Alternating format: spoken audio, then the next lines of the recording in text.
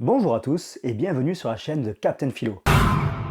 Aujourd'hui, je vais vous parler d'une notion importante en philosophie, la liberté.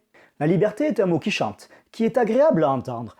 Les poètes, les chanteurs aiment bien l'utiliser pour soulever les foules. I want to break free. I want to break...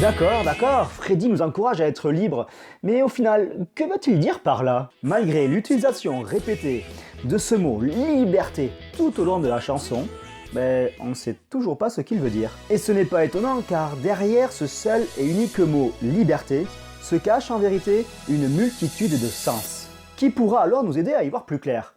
Le groupe Queen? Non, je ne pense pas. Ce sera peut-être plutôt aux philosophes de se retrousser les manches pour décortiquer ce mot, pour l'analyser de façon claire et rigoureuse. Donc, donnons la parole aux philosophes. Ce sera moins chantant, moins dansant, mais espérons-le, quand même assez stimulant.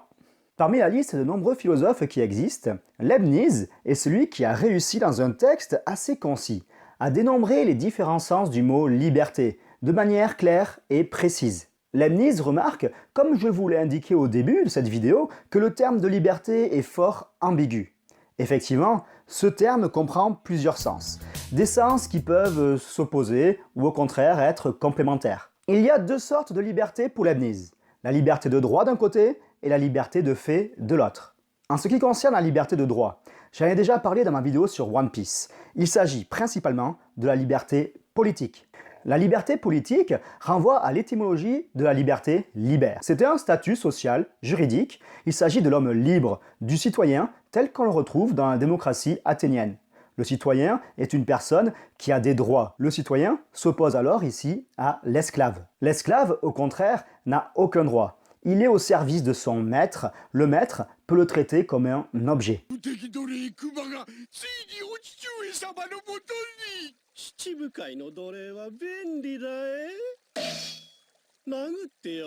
Il faut savoir que chez les Grecs, certains naissaient libres, ce qui a entraîné des inégalités naturelles.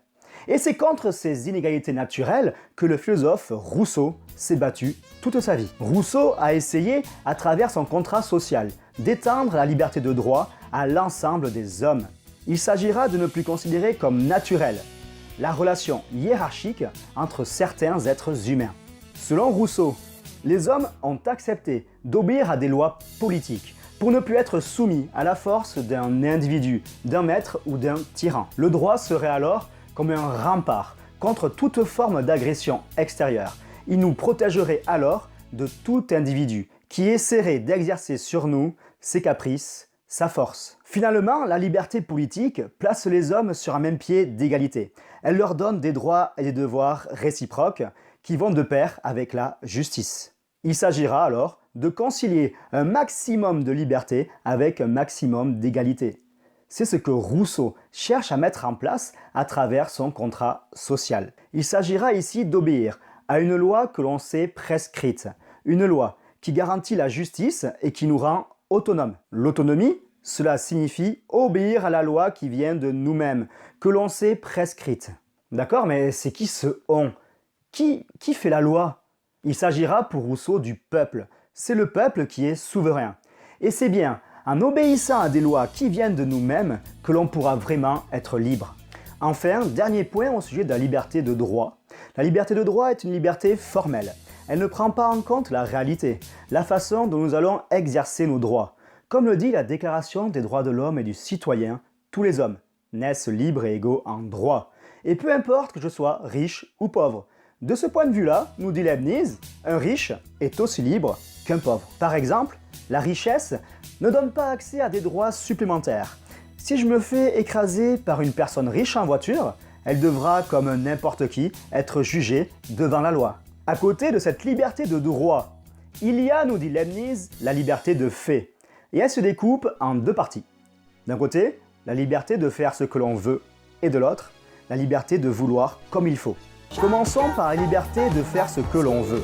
C'est une forme de liberté qui est très facile à comprendre. Elle correspond à l'idée commune que l'on se fait tous de la liberté. Si la liberté de droit se veut universelle, valable pour tous les hommes, celle de fait comporte des degrés. Elle peut varier d'un individu par rapport à un autre. Elle va être relative en fonction de tel ou tel facteur, qu'il soit social ou physique. Leibniz prend pour exemple celui qui a les moyens financiers de faire quelque chose. Ici, le riche sera plus libre que le pauvre. Il pourra se payer des vacances, des cours privés, alors que le pauvre sera cantonné à rester chez lui, enfermé dans un immobilisme social qui l'empêche de parcourir le vaste monde. Un peu à l'image de Manu qui refuse de descendre de chez lui. Bah Manu, tu descends? Et pourquoi faire? Bah je sais pas moi, descends. Et pourquoi faire? Écoute, on va voir, je sais pas, viens, descends. Et pourquoi faire? Nous avons tous les mêmes droits pour accéder à l'éducation. C'est la liberté de droit, la liberté formelle. Mais dans les faits, donc ici la liberté de fait, certains sont mieux lotis que d'autres en fonction de leur statut social et de leur capital culturel. Leibniz prend un autre exemple pour illustrer la liberté de faire ce que l'on veut. C'est la liberté de mouvement, la capacité que l'on a de faire usage de notre corps. Par exemple, le prisonnier a les mêmes droits que moi, mais il ne peut pas les exercer comme il le voudrait. Sa liberté de mouvement est ici fortement limitée. Il en est de même pour le paralytique, nous dit Leibniz. Son handicap limite fortement sa liberté de mouvement, ce qui l'empêche par exemple de laisser libre cours à sa gourmandise. Donnez-moi un chocolat. Non, Donnez-moi un chocolat. pas de bras, pas de chocolat. C'est une vanne, hein? Non, je déconne. Ah, c'est une blague. Ben oui, c'est une blague. Ah, c'est une blague. Elle est bien quand même. Très bonne, c'est une très bonne blague. C'est une vanne connue. Pas de bras, pas de chocolat, mais avec vous, Allez, elle est chambée. une bonne blague. On voit très bien ici que la liberté varie d'un individu par rapport à un autre, en fonction de sa situation économique ou de sa condition physique. Cette liberté de fait, nous dit Leibniz, s'oppose à la contrainte.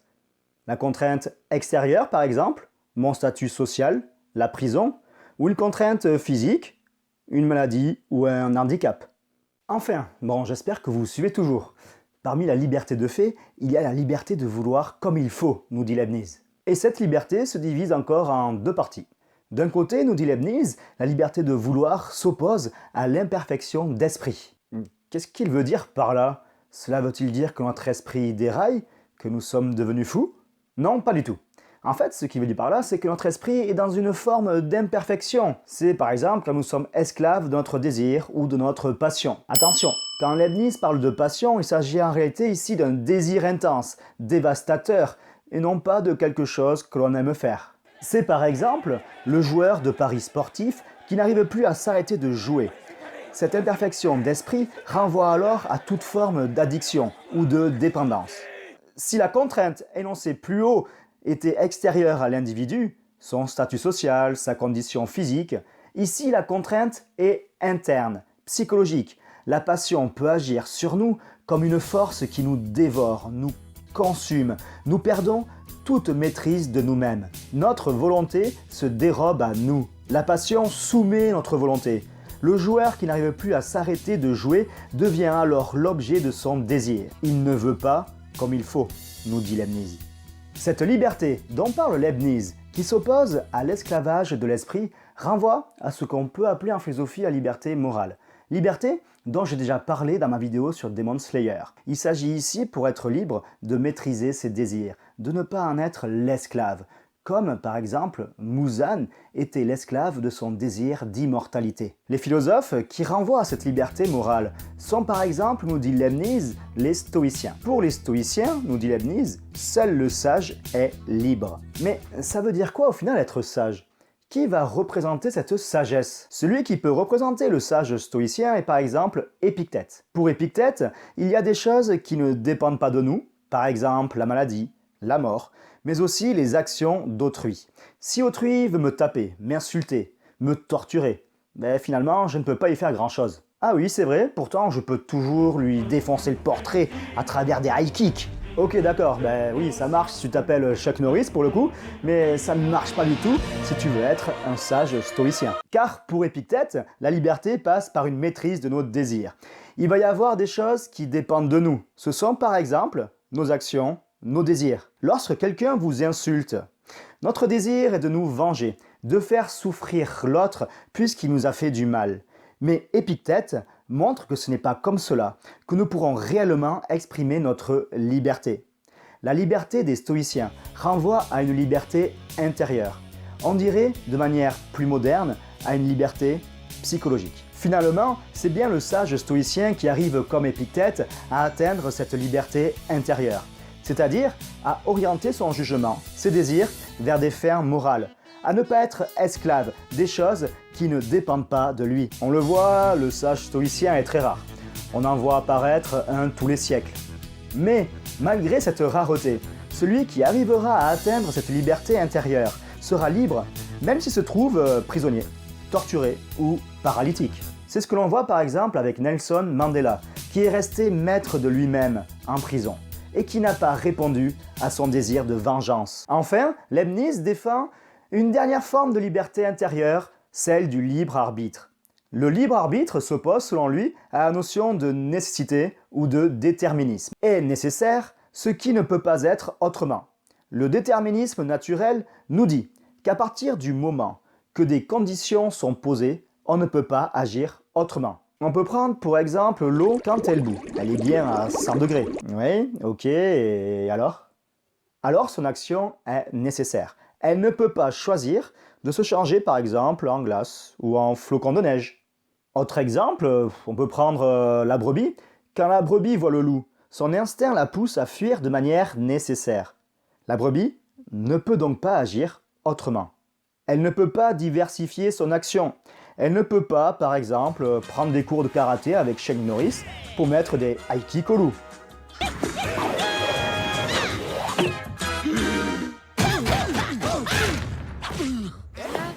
Ok, ça marche pour l'eau, pour les animaux, mais pour l'homme, qu'est-ce qu'il en est? Il y a deux solutions. Soit vous pensez que l'homme est soumis au même déterminisme naturel que les animaux ou que l'eau qui bout, soit vous pensez qu'il possède un libre arbitre. La première option est soutenue par Schopenhauer. Schopenhauer considère que le libre arbitre est une illusion. Rappelez-vous, on pensait être libre de choisir la personne que l'on voulait aimer. Mais en réalité, mon choix n'en était pas un. Notre action était nécessaire, déterminée par des lois naturelles, celles de l'espèce humaine. On ne pouvait pas agir autrement que d'aimer une personne qui nous donnerait la progéniture la plus harmonieuse possible, et cela dans un seul et unique but, celui de préserver l'espèce humaine. A l'inverse, Leibniz défend contre Schopenhauer le libre arbitre. Pour Leibniz, les actions humaines peuvent s'émanciper du déterminisme naturel, se libérer de la contrainte que les lois naturelles physiques exercent sur notre corps ou sur notre pensée. L'homme n'est pas totalement soumis aux lois de la nature ou celles de l'espèce. Les actions des hommes sont contingentes. Ils peuvent agir autrement, diversifier leurs actions, à l'inverse de la brebis ou de l'eau qui bout. Et c'est ici qu'intervient l'idée du libre arbitre. Donc, le libre arbitre, c'est l'idée que notre volonté peut se déterminer à agir par elle-même, sans être poussée par une force quelconque, qu'il s'agisse du désir ou de la raison, ce que Leibniz, dans le texte, appelle entendement. Donc, être libre, ce serait agir, par exemple, contre ce que me dit la raison, en l'absence de tout motif rationnel? Oui, mais attention, c'est ici le plus bas degré de notre liberté. C'est ce que les philosophes appellent la liberté d'indifférence. La force de notre volonté est telle qu'elle peut choisir d'agir en dehors de tout principe rationnel. Par exemple, j'ai compris rationnellement pourquoi je ne devais pas fumer. Pourtant, je peux agir contre toutes ces raisons et choisir de fumer. C'est cela, la force du libre arbitre. Ah oui, alors ce serait un acte totalement gratuit? Oui, c'est cela. Mais Leibniz montre que cette volonté indifférente au motif qui la pousse à choisir n'est pas la véritable liberté. Au contraire, pour être vraiment libre, il faut suivre les règles prescrites par notre raison. Voilà comment on veut, comme il faut. Oui, mais alors, si je dois toujours suivre les conseils de ma raison, je ne suis plus libre de choisir ce que je veux? Je retomberai alors dans une forme de déterminisme, non? Pas tout à fait. Ce qui compte, en réalité, c'est que notre volonté comprenne que la véritable liberté se trouve du côté d'un choix rationnel. Mais cela n'annule en rien l'idée que j'aurais très bien pu choisir d'agir contre la raison. Donc, le libre arbitre est bien ici sauvé par Leibniz. Nous avons donc toujours la possibilité d'agir contre notre raison, même si cela n'exprime que le plus bas degré de notre liberté. Nous venons de voir que la liberté avait plusieurs sens, qu'on ne parlait pas de la même liberté, lorsqu'on parlait par exemple de liberté de droit ou de liberté de fait. La liberté de droit renvoie au citoyen qui a des droits, à l'inverse de l'esclave qui est traité comme un objet, une chose. Cette liberté est par contre trop formelle. Elle s'oppose à la liberté de fait qui prend en compte le contexte dans lequel nous vivons. La liberté de fait renvoie par exemple à la liberté de mouvement et elle s'oppose, nous dit Leibniz, à la contrainte. Contrainte qui peut être soit extérieure, une maladie, un handicap, ou intérieure, une passion par exemple dévorante. Enfin, il y a, nous dit Leibniz, le libre arbitre, qui consiste à choisir comme on veut, sans être soumis à un déterminisme naturel. Voilà, j'espère que cette vidéo vous aura permis de mieux comprendre le concept de liberté, et je vous dis à bientôt sur la chaîne de Captain Philo. Si vous aimez mes vidéos, n'hésitez pas à vous abonner à ma chaîne pour m'encourager dans mon travail.